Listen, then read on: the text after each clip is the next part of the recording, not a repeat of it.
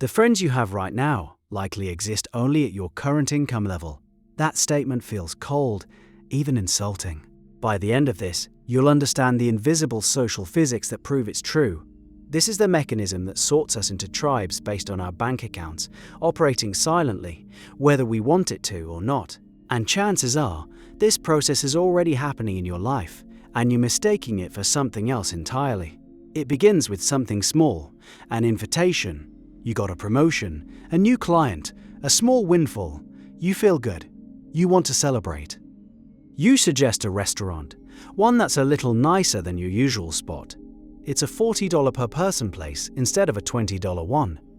To you, the difference is trivial, a minor upgrade. You don't even think about it. But the moment you send that group text, you've unknowingly triggered the first tremor. One friend agrees instantly. Another says they'll see if they can make it. A vague response you've learned is a soft no. A third friend, your closest one, says yes. But when you all get there, you feel the shift. You order an appetizer for the table. They order water with lemon and the cheapest main course. When the bill comes, the familiar awkward dance begins, the rapid calculations. The slight tension as one person pulls out a calculator where you just want to throw your card down and make it go away. You do. You say, "I got this." You mean it as a gift. They hear it as charity, or worse, a flex. You go home feeling generous. They go home feeling small. Nobody did anything wrong. Every action was logical from their own perspective. But a crack has formed, a tiny hairline fracture in the foundation of the friendship. You start pre-calculating social events. You mentally divide your friends into can afford it and can't. You start suggesting two different plans. A dinner for some and cheaper drinks for others. You've created tiers. You've become a social event manager. And the work is exhausting. This friction feels like a logistical problem, a simple budgeting issue. But the logistics are just a symptom. The real divergence is happening somewhere you can't see it. Inside your heads. What happens in your brain when you look at a $40 price on a menu?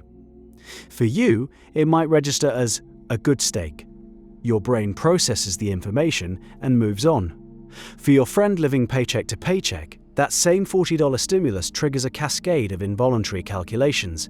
That's 4 hours of post-tax work. That's the gas money for the next 2 weeks. That's half the electricity bill. Their brain isn't just seeing a price, it's running a complex threat assessment. The part of the brain that deals with stress and scarcity, the insula and the amygdala, lights up. Their cognitive load skyrockets. They're spending the entire dinner dedicating a portion of their mental bandwidth to financial anxiety. You're dedicating yours to enjoying the conversation. Same two people, radically different brain states. This is the empathy gap. You can remember what it was like to be broke, but you can't actively feel the chronic, low-grade stress of it in your nervous system anymore.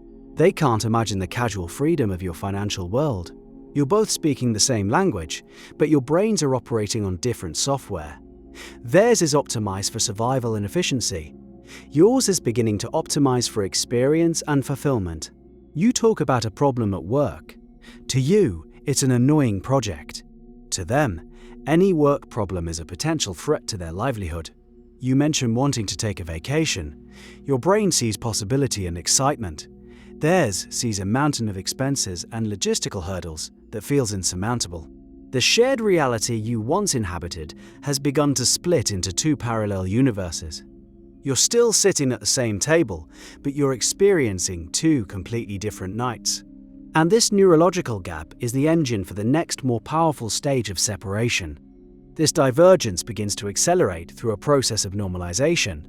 The first time you fly business class, it's a revelation. The 10th time, it's just how you fly.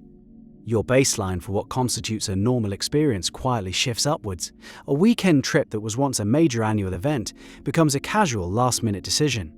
This is called lifestyle drift. Your daily habits, your weekend activities, your consumption patterns, they all recalibrate to your new financial reality. Suddenly, you have less in common to talk about.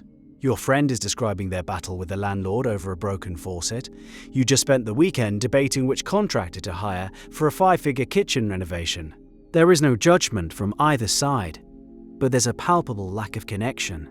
The topics are alien to each other. Your problems are what sociologists call high-class problems.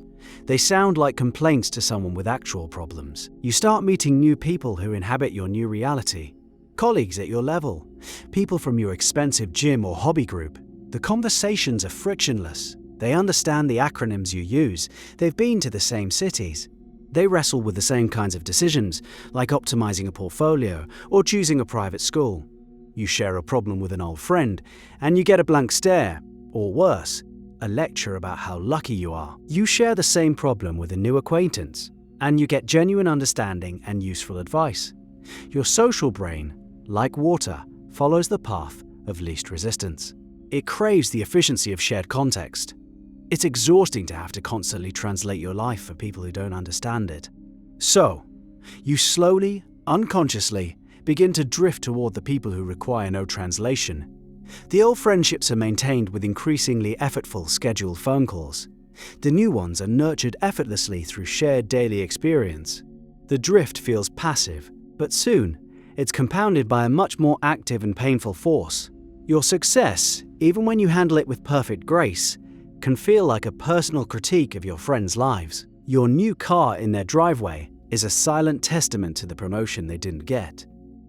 Your vacation photos are a reminder of the life they aren't living. This triggers the powerful, often ugly, mechanism of social comparison. To protect their own self-worth, some friends have to find a way to rebalance the scales. This can take several forms. They might minimize your accomplishment. Oh, you were just lucky with that investment. Or they might attribute it to a moral failing. Sure, you have money now, but you've changed. You've become one of them. They start making subtle digs, often cloaked in humor. Must be nice. It's a phrase loaded with resentment. It's designed to make you feel guilty for your success, to pull you back down into the collective crab bucket. This is the tall poppy syndrome. The tallest flower in the field gets cut down to size. You find yourself hiding your good news. You downplay your victories. You learn to perform a version of your old self, a character who is less successful and less happy than you actually are, just to make them feel comfortable. This act is draining. You are essentially paying an emotional tax to maintain the friendship. Critics would argue that sometimes the person with money really does become arrogant or out of touch. And they're right. That absolutely happens. But the deeper mechanism is at play even when you do everything perfectly. Even if you are the most humble, generous and self-aware person on earth, your mere existence in a higher economic stratum creates an imbalance. Your success can become a mirror in which your friends see their own perceived shortcomings. And for some, the only way to feel better is to break the mirror. The friendship becomes a casualty of their internal battle. This is often the point where a slow drift accelerates into a sudden painful break. And it's driven by the most powerful social force of all. The final stage is the great sorting. It's a quiet, gravitational pull. Sociologists call it homophily, the principle that we are overwhelmingly drawn to people who are similar to us. We connect based on shared interests, values, and beliefs. But the most powerful, unspoken axis of homophily is socioeconomic status. We build our most intimate circles with people who share our financial assumptions about the world. Think about it. Friendships are built on a series of small, easy, repeated interactions. Spontaneity. Who can you call on a Tuesday night and say, "Let's go see that show"? The person for whom a $100 ticket is a trivial expense, or the person who needs to check their budget first? Who do you ask to go on a ski trip? The people who already own the gear and have the vacation days, or the ones who would need to save for 6 months to even consider it? The logistics of money create a powerful filter. Your social world is increasingly populated by people who can afford to be in it. You move to a nicer neighborhood. Your kids go to a different school. You join a different club.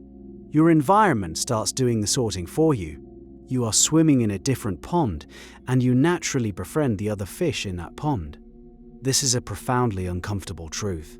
It suggests that our friendships are less about deep soul connections and more about circumstantial convenience. It feels transactional, but the mechanism is less about choosing wealthy friends and more about deselecting the logistical and emotional friction that comes with economic disparity.